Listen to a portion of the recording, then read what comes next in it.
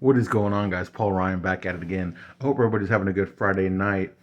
As the season is going the way that it is for our Dallas Cowboys, fans and content creators are starting to take interest in the 2025 draft, and rightfully so. You look at this Dallas Cowboys team, and there are some pretty glaring needs. On the Monday show, for those of you who missed it, I asked our draft guru, CD Piglet, what were the Cowboys' two biggest weaknesses. I told him to give me one for the offense and one for the defense. And on offense, he said wide receiver two, and on defense, he said defensive tackle. Well, Nick Harris of Fort Worth Star Telegram, he recently wrote an article um, titled, I believe it was the 8 way too early potential draft targets for the Dallas Cowboys. And wouldn't you know, he had a few wide receivers and then a few defensive tackles. I'll make sure to leave the link to the article in the description there. But yeah, it's hard to disagree when you look at that Lions game, most notably with the slow start to CD Piglet, excuse me, not CD Piglet, but CD Lamb. Um, we just really couldn't get anything going on offense. And of course, I'm not trying to blame CD when you look at the play of the offensive line, like they were just absolutely dominated by the Detroit Lions defensive line. And I'm not trying to uh, take a slight at Jalen Tolbert. I mean, without Jalen Tolbert, we don't win that game against the Pittsburgh Steelers.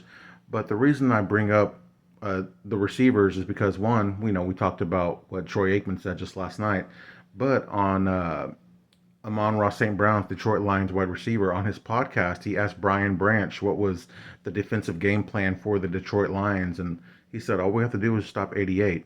And you know what happens? I mean, look, CeeDee Lamb didn't do very much in that game. Jake Ferguson didn't do very much in that game. Jalen Tolbert, I mean, nobody on offense really did very much in that game. Again, not a slight at Jalen Tolbert or any of the other wide receivers, but it's hard to argue with the thought that we could use an upgrade at wide receiver too. So, like I said, you can't argue with that. And then on the defensive line, nothing against Osa Zigidua, but outside of him, who do we really have of note at defensive tackle? It's really glaring when you think about we don't have Micah Parsons right now, we don't have DeMarcus Lawrence right now, we don't have Marshawn Nealand. Of course, those guys play in different positions, but without those guys able to help and complement Osa Zigidua, it's just again a very glaring need that defensive tackle is a pretty big weakness for this team. I know that we tried addressing it in the late in the offseason, albeit, but the Cowboys did try to do something to help alleviate that, and it hasn't just really worked out. Now I know that the season there's still a few more weeks left in the season, but I don't know. It's just not looking great. But last year after the bye, when the Cowboys had their next game, looks like the offense got things going. Maybe that could be the case this year. But yeah, I just wanted to share that with you guys.